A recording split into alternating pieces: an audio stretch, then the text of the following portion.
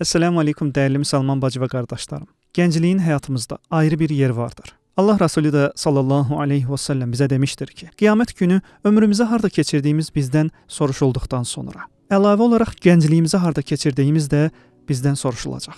Ona göre de bu iki zaman mərhələsi bir-birindən fərqlidir. Yüksək bir potensiala sahib olan gənclik tam belə cilovlu at kimidir. Tərbiyə və islah edilsə, sahibinin yükünü yüngülləşdirən bir minik olar. Sahibi piyada gedə bilməyəcəyi məsafələri bu miniklə gedər, aşılmaz yollarda bu minik ona dostluq etmiş olar. Gənclik də həyat üçün belədir. Gənc ikən bədən canlıdır, güclü və çevikdir. Bir gəncin qəlbi ürəyi daha yaxşı çalışır və qəlbin pompalama gücü daha yüksəkdir. Beləliklə də qan hər bir hüceyrəyə axar və bədən gümrah olar.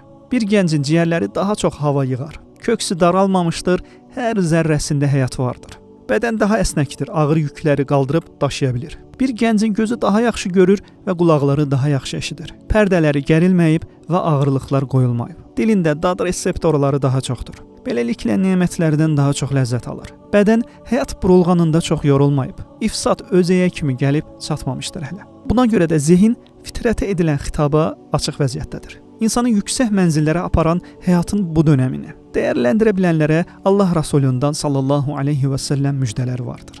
Sevimli Peyğəmbərimiz söyləyir. Heç bir kölgənin olmayacağı qiyamət günündə Allah Azza və Cəllə 7 qrup insanı ərşinin kölgəsində kölgələndirəcəkdir. Onlardan biri də Rəbbinə qulluq edib təmiz bir həyat içində böyüyən gənc olacaqdır. İbrahim aleyhisselam bu gənclərə örnəkdir. O, fitrətə xitab edən haqqa təslim olmuş və Rəbbindən başqa heç bir varlığa yönəlməmişdir. Bütlər və bütpərəstlik onu narahat etmiş və bu mentalitetə qarşı imani bir duruş sərgiləmişdir. Seçdiyi din ətrafındakiləri narahat etmiş. Lakin o, rahatlıq üçün dinini tərk etməmişdir. Gəncliyinin də təsir etdiyi tərtəmiz zehni ilə şirk əhlinin batil durumunu ortaya çıxardan bir plan hazırlamışdır.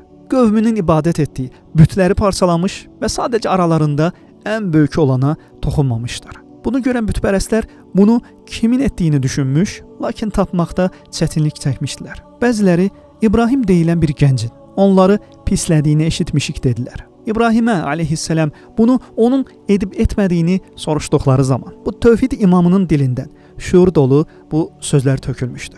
İbrahim dedi, xeyr, bunu onların bu böyük etmiş olar. Əgər danışa bilirlərsə, özlərindən soruşun. Bunu eşidən kafirlər biraz düşünürlər. Lakin götür-qoy etmələri bir nəticə vermir. Allahın Azza və Cəllə yardımı ilə İbrahim aleyhisselam onları aciz bir duruma salmışdır. Fayda və zərər verə bilməyən, özlərini belə qoruya bilməyən bu varlıqların əl-hafiz olub başqalarını qorumağı mümkünsüz bir şeydir. İbrahim dedi, elə isə Allaha qoyub sizə heç bir fayda və zərər verə bilməyən bütlərə mi tapınırsınız? Tüfu sizə də Allahdan başqa tapındıqlarınıza da. Doğrudanmı siz dərk etmirsiniz? Budur bizə göstərilən və örnək olan bu gənc. Onun təslimiyyəti necə gözəl bir təslimiyyətdir. İbrahim aleyhisselam gəncliyinin fiziki və zehni gücünü fitrəti ilə birləşdirərək böyük bir qövmü, xalqı aciz buraxmışdır. Gənclər olaraq biz də bu İbrahimi duruşu örnək almalıyıq. Şirkə və şirk əhlinə qarşı imani bir duruşumuz olmalıdır. Rəbbimizin bizə bəxş etdiyi gənclik dönəmini, batilin batilliyini ortaya çıxarmaq üçün istifadə edək. İstifadə edək ki, İbrahim aleyhisselam kimi atəş bizə dünyada toxunmasın. Salam olsun İbrahimə duruşu bir köynək kimi üzərində daşıyan igid muvahhidlərə.